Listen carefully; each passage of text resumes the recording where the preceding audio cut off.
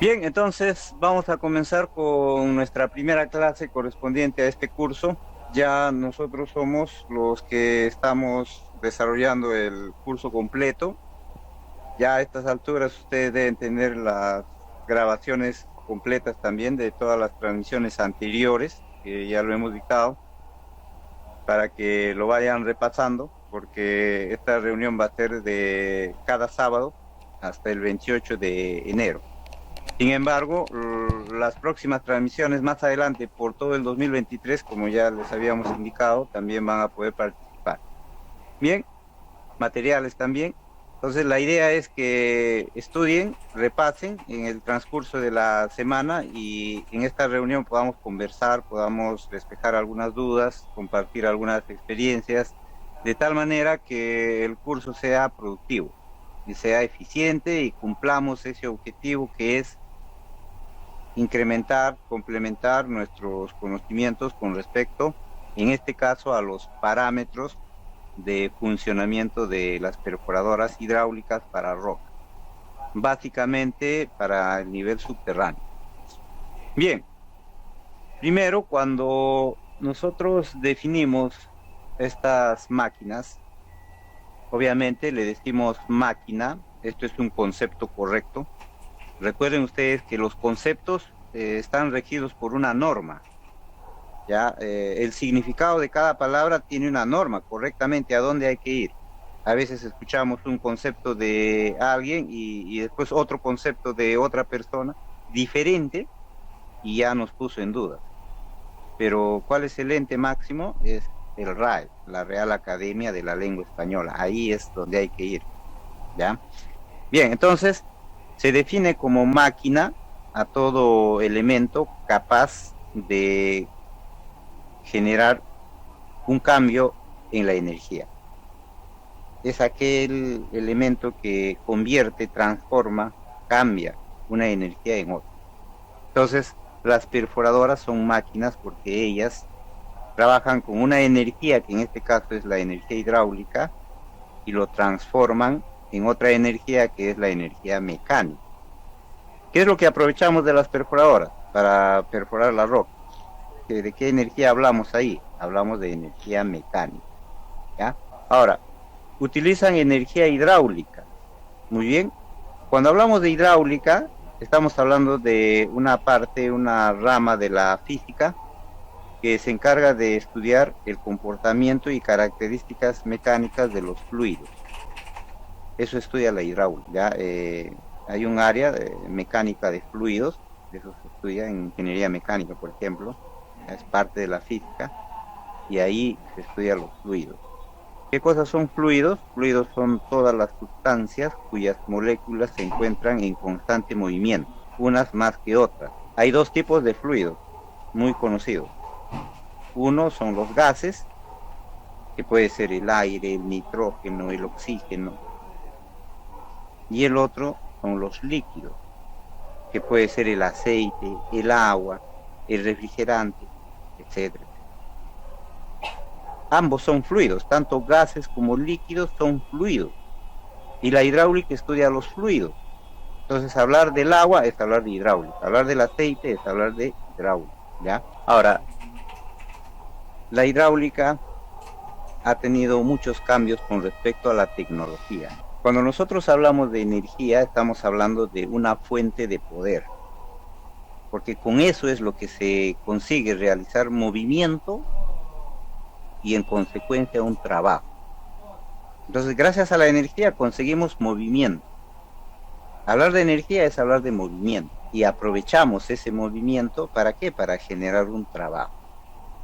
Y en este caso ese trabajo será pues romper la roca, ¿no? Perforar la roca en función de una distancia. Entonces, hablar de energía es hablar de movimiento, es hablar de la opción de lograr un trabajo. Entonces, más energía, más movimiento, más trabajo, más fuente de poder. Hablar de energía es hablar de potencia.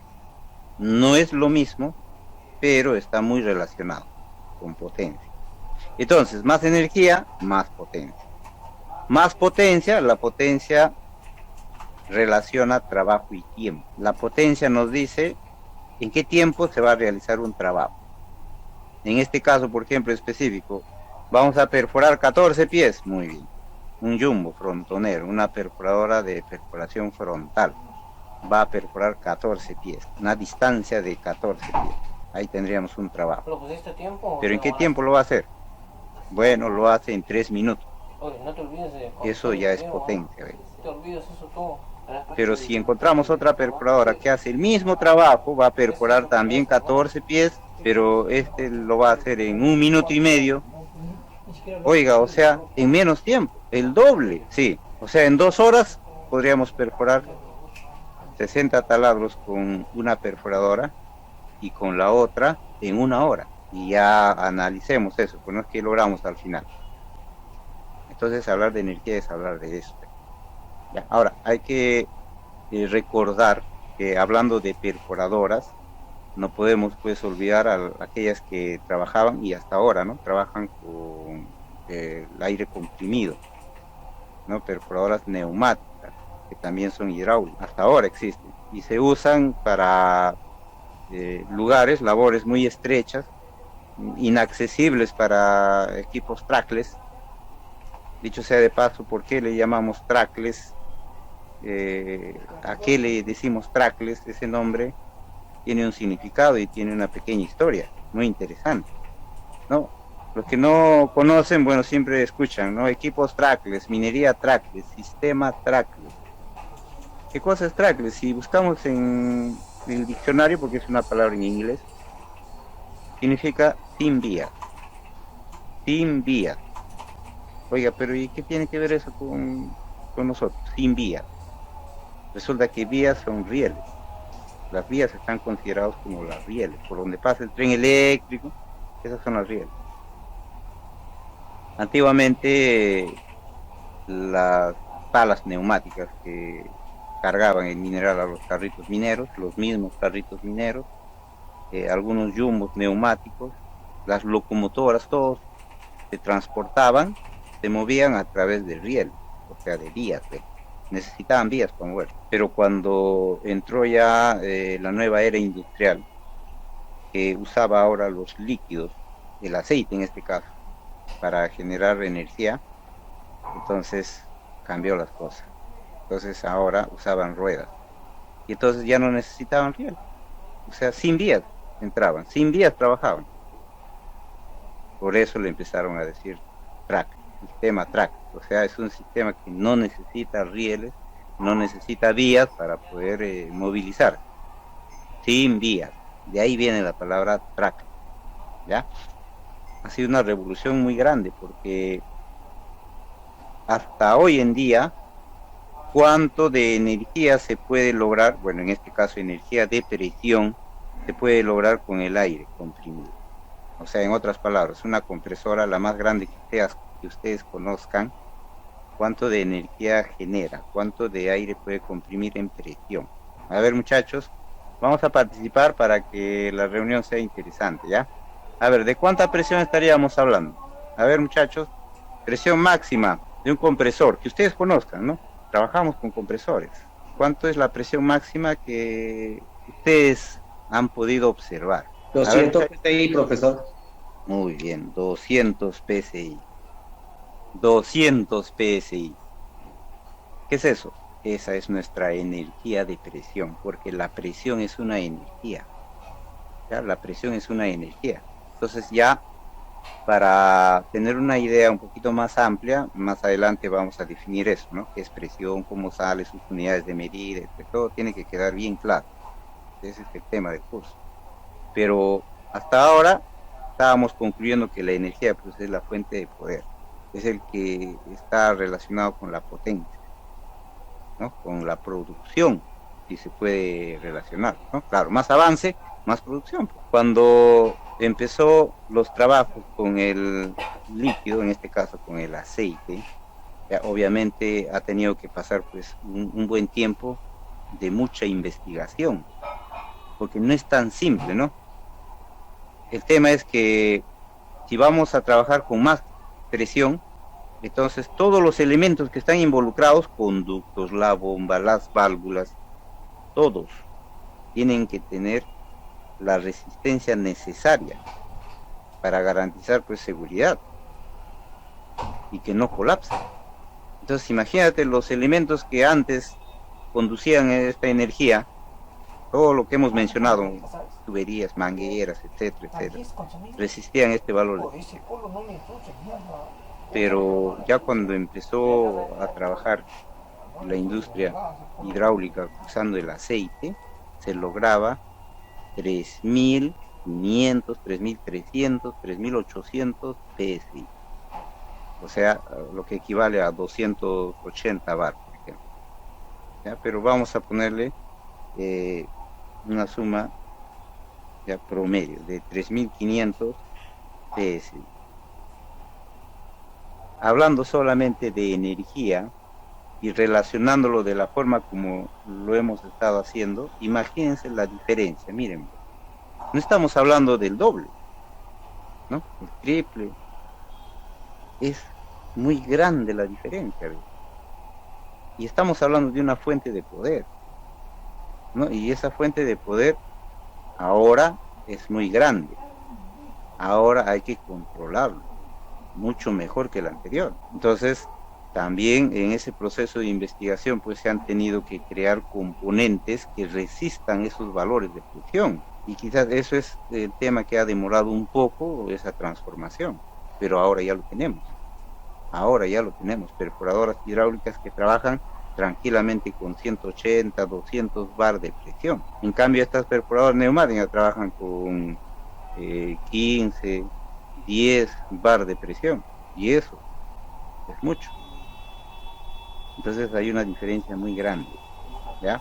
Ahora, cuando hablamos de tecnología, ya estamos hablando pues de la evolución, ¿ya? La evolución de estas perforadoras, ¿no? Ya hablamos de la creación de nuevos elementos, lograr que una perforadora tenga más potencia, maximizar su productividad en función al mantenimiento, en función al impacto ambiental, que contaminen menos el ambiente, etc.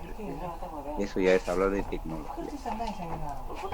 Muy bien, entonces estos conceptos son fundamentales, ¿ya?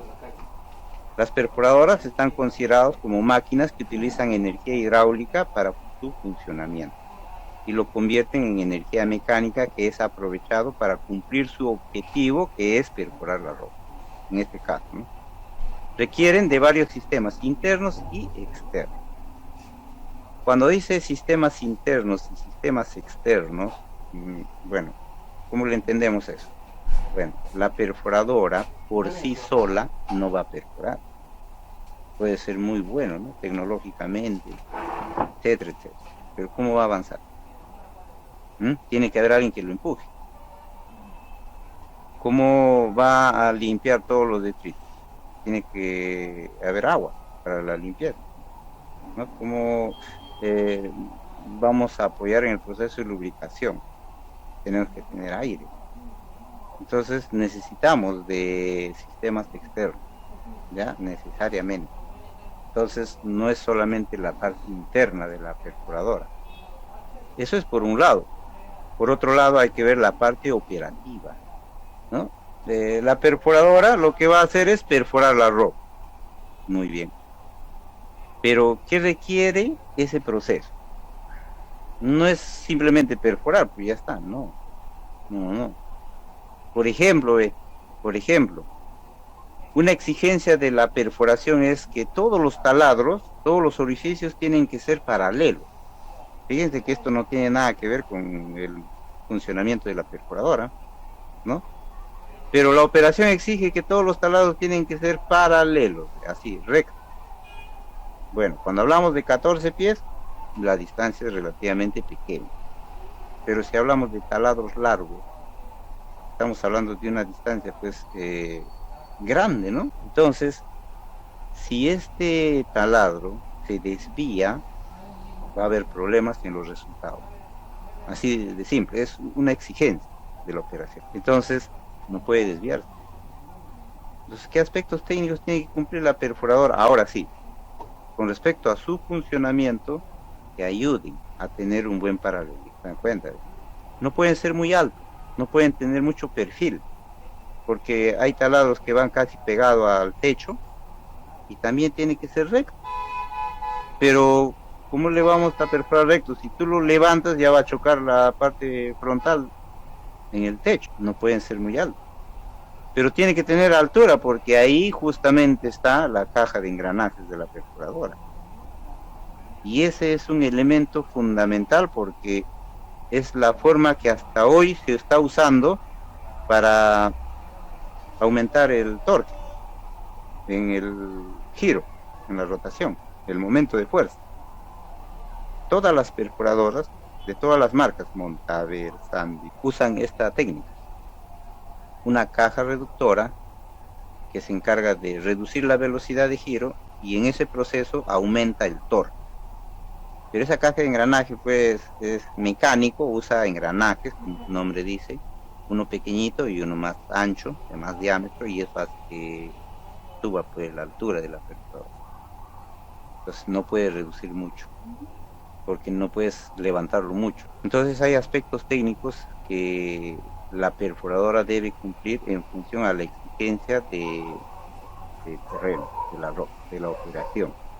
Si la roca es extremadamente duro, entonces hay que ver ciertos valores en sus parámetros.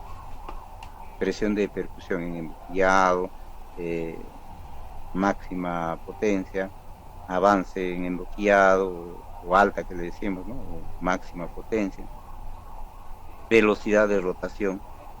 Todos esos valores en función a qué están regulados, en función a dónde van a trabajar. Entonces, ¿eso qué significa? El fabricante nos da una serie de valores ya propios, pero bajo ciertas condiciones, que no va a ser lo mismo cuando cambia esas condiciones.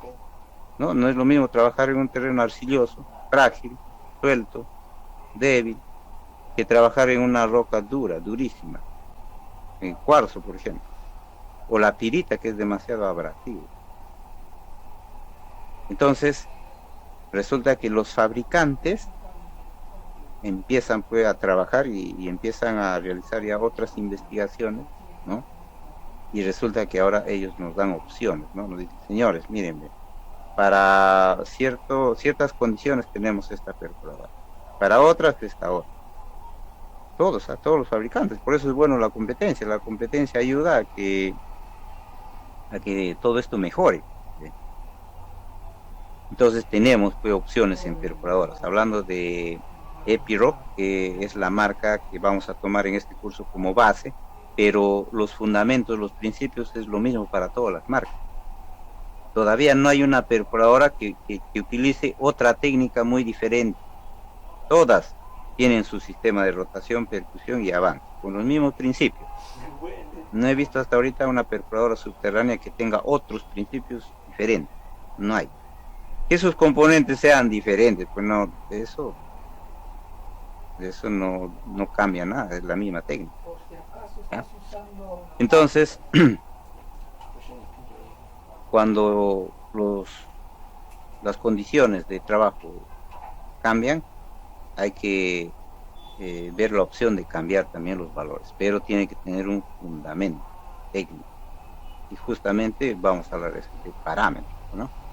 Bien, entonces vamos a empezar hablando de un proceso de inspección. Nosotros como técnicos tenemos que estar preparados para controlar la eficiencia de estas máquinas, y eso lo vamos a lograr con un proceso de inspección, que es parte del mantenimiento predictivo. Ojo que todos estos conceptos son fundamentales, ¿ya? Así que sería bueno tomar nota porque eso es fundamental. Un proceso de inspección es parte de un mantenimiento predictivo. Oye, pero ¿qué tiene que ver la inspección con el mantenimiento predictivo? El mantenimiento predictivo es aquel mantenimiento que ayuda, como su nombre mismo dice, a predecir los fallos y tomar acciones en función a eso para que no ocurra un mantenimiento correctivo no programado. No será perfecto, pero minimiza muchísimo los mantenimientos no deseados, correctivos no deseados. O sea, que pare pues la perforadora. Y resulta que el mantenimiento predictivo es un mantenimiento especial, porque ya requiere de, entre muchos otros factores, uno, por ejemplo, de que el personal tiene que ser calificado, porque realizar un proceso de inspección, que es parte del predictivo, no lo hace cualquiera. Inspección no es simplemente ir a ver que esté todo ok, no hay fugas, ¿no? Etcétera, etcétera. No, eso es observación. Inspección no es eso. Inspección es medir. Y ahí está la clave. Entonces, para medir, yo tengo que saber, pues, primero, qué voy a medir, cómo lo voy a medir, con qué lo voy a medir, cuál es el proceso para realizar esa medición, cuál es su parámetro, su valor, si tiene un valor mínimo, máximo, una tolerancia. Eso necesita saber el que va a realizar la inspección, ¿ves? Y segundo, usar pues ya elementos, máquinas, instrumentos que van a apoyar ese mantenimiento, ¿no? Por ejemplo, un pirómetro que nos va a medir la temperatura, pero sin necesidad de parar el equipo. El equipo está perforando y tú de lejos puedes medir la temperatura. ¿Mm? Claro, eso es fundamental en la caja de engranajes, por ejemplo. Todo está ok, está perforando. Bueno, tú, ¿cómo vas a medir la temperatura? ¿No? Tienes ojos láser, pero la temperatura que tú le mides con el pirómetro te puede avisar de que algo ya está andando mal en la caja de engranajes, por ejemplo. Oye, pero no parece. Claro, no parece porque todavía no ha fallado, pero ya comenzó un fallo y eso se refleja en el aumento de temperatura, ¿ves? Ah, muy bien, entonces tengo que saber cuánto es ese valor pues de temperatura normal, mínimo, máximo que debemos tener ahí. Claro, eso por cada marca, en cada situación, no es igual. Por eso requiere conocimiento, ¿ves? Entonces, es parte del mantenimiento predictivo, un proceso de inspección. Y un proceso de inspección está basado en parámetros. ¿Y qué cosas son los parámetros? Los parámetros son pues métricas, estándares, medidas que tienen un valor específico. Esos son parámetros. Entonces cuando yo hablo de un sistema X, por ejemplo, ¿no? Vamos a hablar de el sistema de rotación. Ya está. ¿Qué parámetros vamos a encontrar en el sistema de rotación? Bien, primero, a ver, suba usted al equipo y dale giro en vacío. Vas a hacerle girar a todo el varillaje, pero en vacío, no vas a perforar. Nada más gira. Y observa el manómetro de presión de rotación. Presión, no velocidad, es otra cosa. Presión. Según el fundamento de presión, que dice: presión hay, presión aparece, presión se genera cuando hay resistencia, cuando hay obstrucción, cuando algo impide el movimiento del fluido, en este caso del aceite. Correcto, eso es correcto. Y entonces en este momento cuando yo le giro en vacío, si no perfora, ¿cuánto marca el manómetro de rotación? A ver, muchachos, en una perforadora Epiroc, a ver, una COP 1838, puede ser también la 1638. Incluso en otras marcas también, ya, porque todos tienen el mismo principio. 30 horas. Muy bien, muy bien. Observamos el manómetro y resulta que me mide 30, 35, en algunos hasta 40 bar. Entonces la pregunta es, oye, ¿y por qué? ¿Por qué me mide esa presión si está girando en vacío y cuando hay resistencia recién debe haber presión? Pero ahorita está girando en vacío.